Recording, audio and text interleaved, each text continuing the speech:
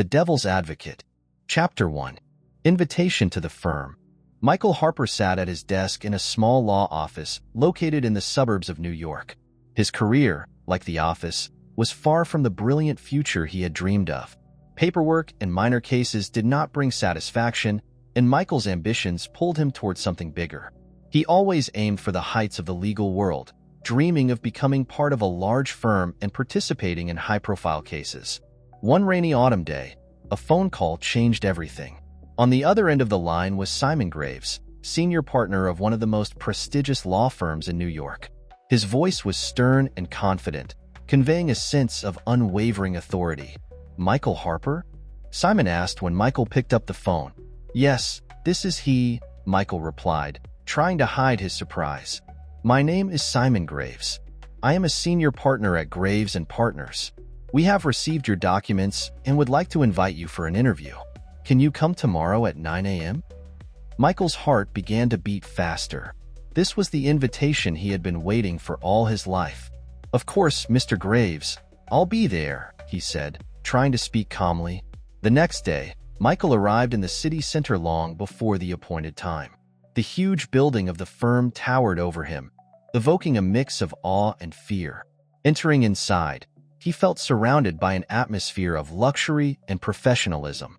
Simon Graves met him personally. A tall, graying man with a piercing gaze, he radiated confidence and power. He led Michael to his office, where their interview took place. The conversation revolved around Michael's qualifications, his experience, and his ambitions. Simon seemed pleased with his answers. "We have a case that requires a special approach and talent," Simon said at the end of the interview. "We want you to handle the defense of our client, Jonathan Rayner. The case is not easy, and we cannot entrust it to just anyone." Michael felt his heart race again. This was his chance to prove his worth and enter the world of high-stakes cases. "I'm ready to take on this case," he said without hesitation. "Excellent," Simon smiled. "Welcome to Graves & Partners, Mr. Harper." Chapter 2. Meeting Jonathan Rayner. A few days after joining the prestigious Graves & Partners firm, Michael Harper received his first major assignment, to meet their new client, Jonathan Rayner. The case turned out to be so complex and mysterious that it was entrusted to the new lawyer. Michael stood in front of the entrance to the high-security prison where Jonathan was being held. The guard checked his documents and escorted him down long, cold corridors leading to the visiting room. Michael's mind was filled with thoughts about the upcoming meeting. Jonathan Rayner, accused of serial murders with apparent ritualistic traces. This case had caused a lot of media buzz, and Michael understood that his career depended on the outcome of this case. When he entered the room, he was met by Jonathan's gaze. A tall man with piercing green eyes and a well-kept beard, his appearance and demeanor did not match the image of a ruthless killer. "Hello, Mr. Rayner," Michael began, sitting down opposite him. "My name is Michael Harper, and I am your new lawyer." Jonathan smiled slightly and nodded. "Nice to meet you, Mr. Harper. I hope you can help me get out of this nightmare." Michael immediately felt that he was facing a man who believed in his innocence, or at least could masterfully portray it. "Mr. Rayner," Michael continued, "I need to understand all the circumstances of your case. Tell me what happened that night when the first murder was committed." Jonathan sighed and began his story. He talked about the mysterious visions that had haunted him since childhood, about strange encounters and events leading up to the night he was arrested. Michael listened attentively, noting details and inconsistencies that could help in the future. "And you claim that all these murders are the result of a pact with the devil?" Michael asked cautiously, trying not to reveal his skepticism. "Yes," Jonathan replied, his eyes glinting strangely. "I made a pact many years ago, and now it demands its due." Michael could barely suppress his inner turmoil. This case was much more complicated and mysterious than he had anticipated. But the deeper he delved into the details, the more he realized that the solution lay beyond the ordinary legal process. Chapter 3. First Signs of Strangeness and Suspicion. Returning home after the meeting with Jonathan Rayner, Michael couldn't shake off his troubling thoughts. His mind was filled with questions and doubts. The client's story seemed too incredible, but there was a genuine sincerity in Jonathan's voice that made Michael ponder.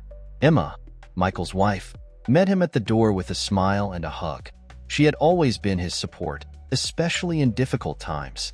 "How was your day?" she asked, noticing the fatigue on his face. "Very intense," Michael replied, sighing. "I have a new client. The case is complex and, to be honest, a bit frightening." Emma listened attentively as he told her about the meeting with Jonathan and the strange circumstances of the case. "Michael, you always said you wanted to handle important cases," she said, encouraging him.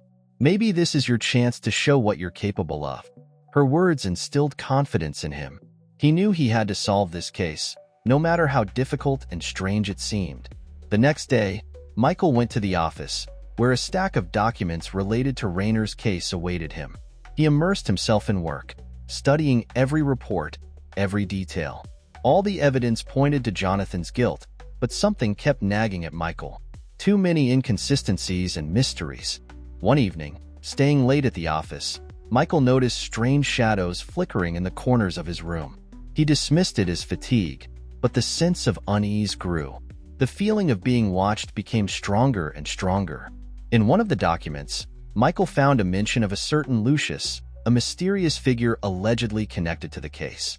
No one knew who he was, but his name kept popping up in the most unexpected places. "Lucius," Michael whispered, studying the record in the report. "Who are you?" With each passing day, he delved deeper into the investigation, uncovering new oddities and mysteries. The more he learned, the more apparent it became that Rayner's case was connected to something supernatural. Chapter 4. Case Details and Defense Strategy. Michael Harper worked tirelessly, delving into the details of Jonathan Rayner's case. He understood that the key to solving the mystery lay in the smallest details, and he tried not to miss anything. Gradually, a picture emerged before him, full of mysteries and mysticism.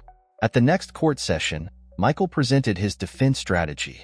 He knew the evidence against Jonathan was strong, so he decided to focus on finding alternative explanations and identifying inconsistencies in the accusations. Mr. Rayner claims to be haunted by visions and that he made a pact with the devil. Michael began his speech before the court. "We must consider the possibility that he has become a victim of someone's manipulations, or that his mental state does not allow him to understand reality." The judge and jury listened attentively, and the courtroom was filled with tense silence. The prosecutor tried to refute all of Michael's arguments, presenting new evidence and testimonies, but Harper continued to persistently search for loopholes. During one of the breaks, Michael met with Detective Marcus Lane, who was leading the investigation into Rayner's case. Lane was an experienced and tough detective who did not believe in supernatural explanations. "Harper, I don't know what you're trying to prove, but this guy is guilty," Lane said, meeting Michael in the courthouse corridor. "All the evidence is against him, and these talks about the devil won't change anything." "I'm not looking for excuses, Detective," Michael replied. "I just want to find the truth. And if there's even a slight chance he's innocent, I have to prove it." That evening, Michael once again stayed late at the office. He reviewed videos from the crime scene and noticed one oddity. In all the recordings, there was the same person who was not listed in any report. It was Lucius. Michael began searching for information about him and soon realized that this person might be the key to the mystery.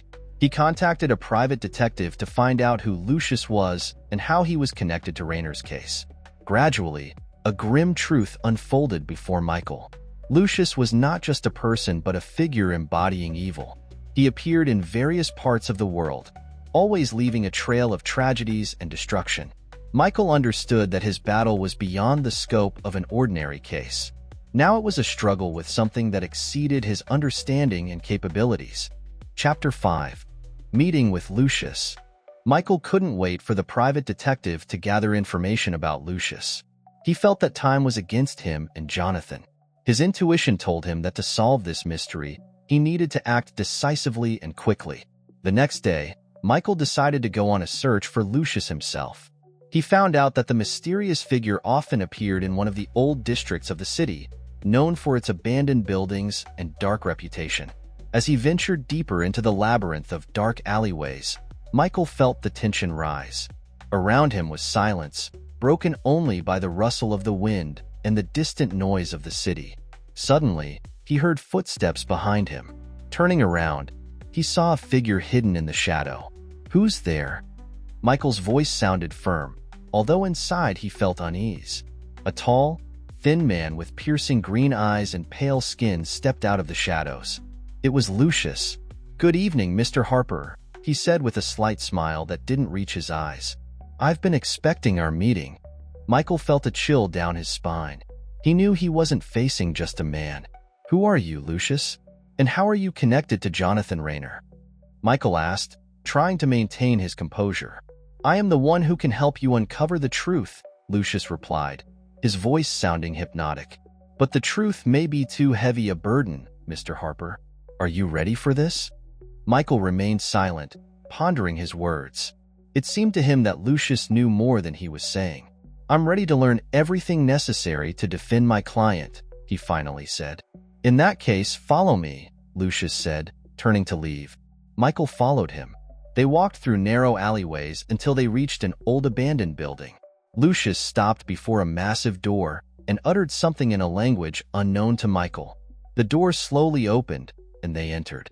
Inside, the building was even more gloomy than outside. The air was filled with the smell of dampness and mold. Lucius led Michael through several rooms until they stopped before an altar adorned with strange symbols. "This is a place of power," Lucius explained. "Here you will learn the truth. But be careful, Mr. Harper. Not everything you hear will be to your liking." Michael nodded, preparing for what might happen. He knew this was his only chance to solve the case and defend Jonathan. Chapter 6. Threats and Attempts to Retreat. Inside the abandoned building, Michael felt the heavy air envelop him. Every step echoed, and the tension grew with each second. Lucius walked ahead, confidently leading him through the maze of dark corridors. They stopped before a massive door engraved with strange symbols. "This is a place of power," Lucius repeated. "Here you will learn the truth." The door opened, and Michael saw a room filled with ancient artifacts and mystical symbols. In the center stood an altar surrounded by candles. The atmosphere was thick with ancient magic and fear. "Sit down, Mr. Harper," Lucius said, pointing to an old wooden chair. Michael sat, feeling the tension rise. Lucius began to utter words in an unfamiliar language, and the air became charged with a sinister presence. Suddenly, the light began to dim, and the room plunged into twilight. "The truth will reveal itself to you, but be prepared," Lucius said, his voice echoing. "First, you must understand that your client indeed made a pact with forces beyond our comprehension." At that moment, Michael felt a chill run down his spine. Visions began to appear before his eyes. Scenes from Jonathan's life, moments when he made the pact and the consequences of that decision. He saw Jonathan's suffering and the horrors that pursued him. "Now you know what you're dealing with," Lucius said as the visions faded. "But this is just the beginning. You need to be ready for anything to defend your client." Michael felt his resolve strengthen. He understood he had to act quickly and decisively, but he also knew the path ahead was fraught with danger. Returning home, Michael decided to tell Emma everything that had happened. He knew it would be hard for her to believe, but he needed her support. "Emma, I need to tell you something," he began, sitting next to her. "I've learned the truth about Rayner's case. It's not just a criminal case. There are forces involved that I never suspected." Emma listened attentively, her face filled with concern. "Michael, are you sure it's not just your mind playing tricks on you?" she asked, trying to understand his words. "I saw it with my own eyes," Michael replied, "and I can't back down. I have to defend Jonathan, no matter the risks." Emma took his hand and nodded. "I believe in you, Michael, but be careful. This case could cost you dearly." Michael knew she was right, but he also knew he couldn't abandon his mission. He was ready for the fight, even if it meant facing the darkest forces. Chapter 7. Michael's Secret Investigation. After meeting Lucius, Michael understood he needed to delve deeper into the investigation to find additional evidence and unravel the mystery surrounding Jonathan Rayner. He began by studying the documents collected by the private detective, who had already uncovered several crucial leads. Michael headed to the library, where old archives and rare books related to mystical teachings and ancient rituals were stored. He immersed himself in reading, and soon the history of Lucius and his connection to dark forces unfolded before him. In every book, in every document, the same name and symbols Michael had seen on the altar kept appearing. That evening, back home, Michael continued his research. Emma, seeing his dedication and exhaustion, suggested he take a break. "Michael, you can't work non-stop. You need to rest, or you'll burn yourself out," she said, approaching his desk. "I know, Emma, but I can't stop," Michael replied, sighing. "Every new detail brings me closer to the solution. I feel I'm on the right track." Emma sat beside him and took his hand. "I believe in you, Michael, but remember, you're not alone. We'll get through this together." Michael smiled, grateful for his wife's support. He understood there was still much work ahead, but now he had renewed strength and confidence. The next day, Michael met with Detective Lane to discuss his findings. Lane was initially skeptical, but soon realized Michael had indeed uncovered something significant. "These symbols and rituals point to an ancient cult," Michael explained. "Lucius plays a key role in this. We need to find out who he is and how to stop his influence." Lane nodded in agreement. "We'll check all our resources and try to find more information," he said. "But be careful, Michael. This case is becoming more dangerous." Michael knew the detective was right. He felt the forces he was up against might be far more powerful than he had imagined. Chapter 8. Confrontation in Court. The day after meeting with Detective Lane, Michael gathered all the evidence he had found and prepared his strategy for court. He knew it would be a tough battle, but now he was confident he was on the right path. Michael knew he needed to convince the jury not only of Jonathan's innocence, but also of the existence of supernatural forces that played a key role in the case. On the day of the trial, the courtroom was packed. Everyone was expecting this to be one of the year's most high-profile cases. The prosecutor began his speech, presenting evidence and accusing Jonathan of serial murders. His arguments were strong, and the jury listened to every point carefully. When it was Michael's turn, he stood and approached the podium. "Ladies and gentlemen of the jury," he began, "today I present to you not just a murder case. This is a case about dark forces hiding behind the facade of our reality. My client, Jonathan Rayner, made a pact with forces we cannot fully comprehend. And today, I will present you with evidence of this." Michael presented records, documents, and testimonies gathered during his investigation. He explained in detail who Lucius was and how he was connected to an ancient cult that manipulated people by making deals with them. "These symbols and rituals," Michael continued, showing photos and videos on the screen, "point to an ancient cult that uses people for their dark purposes. Lucius is one of their main agents, and he plays a key role in this case." The jury and judge listened attentively, and the room was filled with tense silence. The prosecutor tried to counter, calling Michael's arguments baseless and fantastical, but Harper continued to insist. In conclusion, Michael addressed the jury. "We must consider all the evidence and find the truth, no matter how incredible it may seem. My client is a victim of manipulation, and he deserves a fair trial. I ask you to think about what we have seen and heard today and deliver a just verdict." After finishing his speech, Michael sat down, feeling the tension gradually leave him. He knew he had done everything possible to defend Jonathan. When the jury retired to deliberate, Michael met Emma in the courthouse corridor. She hugged him and smiled. "You did it, Michael. I'm proud of you," she said. "Thank you, Emma. Now we just have to wait," Michael replied, hugging her back. Several hours later, the jury returned to the courtroom. The atmosphere was tense as the judge asked them to announce the verdict. "We, the jury, find Jonathan Rayner not guilty." The verdict rang out.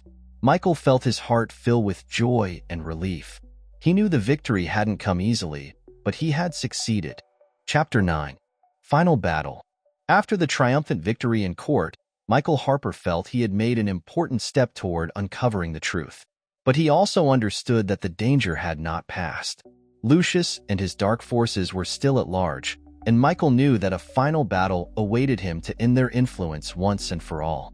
That evening, when Michael and Emma returned home, they felt a strange tension in the air.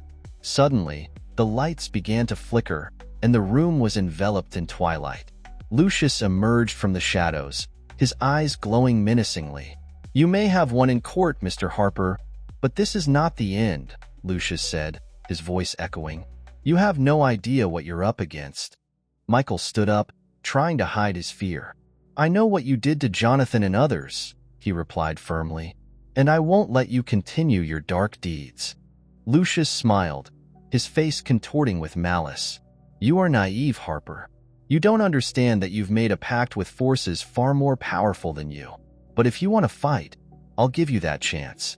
With these words, Lucius waved his hand, and the room began to fill with thick black smoke. Michael and Emma felt their bodies being bound by an invisible force. Emma, hold on, Michael shouted, trying to resist. Suddenly, Jonathan Rayner appeared in the room. His face was calm, and he looked directly at Lucius. Your time is up, Jonathan said. I am no longer afraid of you. Lucius stepped back, his face contorting with anger. You are nothing without my pact, he shouted. I can destroy you at any moment. But Jonathan did not flinch. He extended his hand to Michael. Together we can stop him, he said. Michael took his hand, and they felt their strength unite. Light filled the room, and the black smoke began to dissipate. You can no longer manipulate people, Michael said, looking into Lucius's eyes. We will end this here and now. Lucius tried to attack them, but the light grew brighter, and his power began to wane. In the end, he dissolved into the air, leaving only a faint whisper. Michael and Jonathan fell to their knees, exhausted but alive. Emma rushed to them, her eyes filled with tears. We did it, Michael whispered, hugging her. We won. Jonathan smiled, looking at them. Thank you, Michael. You saved me and many others. Now we can start a new life. Michael nodded, feeling the tension gradually release. He knew there was still much work ahead, but now he was confident he could handle any threat. Epilogue. Consequences of decisions and Michael's future. Several months had passed since Michael Harper won the court case and ended Lucius's influence. Life had returned to normal, but Michael knew he would never be the same after all he had experienced. He continued his work at the law firm, but now his mission was more than just defending clients. He understood that his purpose was to protect the innocent from the dark forces hiding behind the facade of reality. Jonathan Rayner started a new life, free from the nightmares of the past. He engaged in charity work and helped others who faced similar threats. Their friendship with Michael became strong, based on mutual respect and gratitude. Emma, seeing how her husband had become stronger and more confident, supported him in all his endeavors. Together, they had gone through tough times and now enjoyed every moment, understanding that life could change at any moment. One evening, Michael and Emma sat on their veranda, enjoying the sunset. Michael held a book about ancient rituals and cults, continuing his research. Will you ever get tired of this work? Emma asked, smiling. Never, Michael replied, looking at her. I know I'm doing the right thing. And now I have a purpose that's more important than anything.